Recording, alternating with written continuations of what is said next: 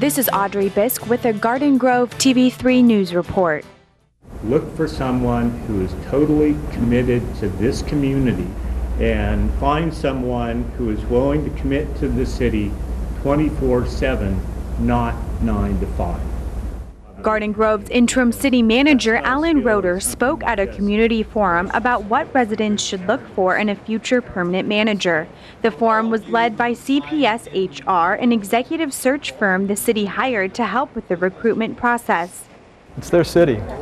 We want to make sure that people are represented, and folks who will eventually be hired in the city council, they serve the city, and so it's important to the council and the city staff that they hear the voice of their community. Residents were asked to give input on what they want the future city manager to continue doing and said what they love about Garden Grove. Our neighbors have lived there over 30 years, so it's a great location. You get to know your neighbors, and it's a real treat. Longtime Garden Grove business owner Scott Weimer explains what he likes about this selection process. Providing the citizens the opportunity to actually weigh in and to discuss with the powers that be what sort of personality traits, what sort of strengths, weaknesses, talents, and abilities we might be looking for a city manager, and continue to lead this community to perhaps a better place. The city manager is the chief executive officer who helps plan and manage all activities that run the city on a day-to-day basis. The manager will oversee the city's 9 departments and work closely with the council to make policy decisions. You deserve the absolute best manager you can possibly get. The Garden Grove City Council is expected to announce the decision of who will be the new city manager by June 2015. So usually bullying is by one or more people, and here's the interesting thing, it's not done quietly all by ourselves, it's done in a social context. Pacifica High School held an event for students and parents to learn about what bullying is and ways to stop it. The goal of the event was to let parents know what we're doing about bullying, how to handle bullying in their houses. You know, when a student comes home and says, this is what's happening to me at school, let parents know some avenues, some information.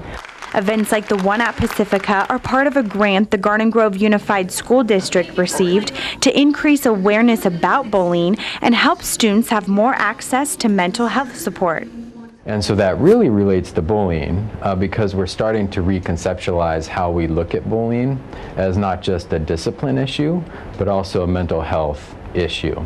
Jeff Leyland, Garden Grove School District psychologist, says that parents should look for signs of higher levels of anxiety in their kids or refusal to go to school.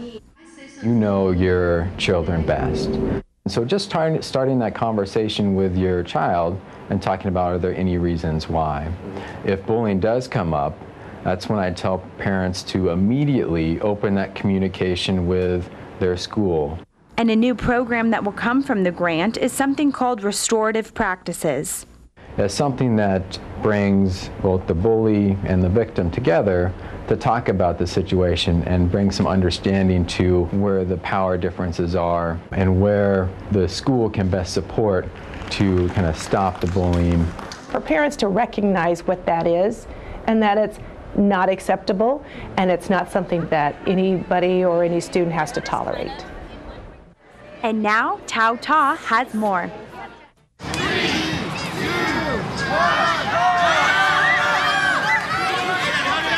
It's that time of year again to hunt for colorful eggs and meet the Easter Bunny.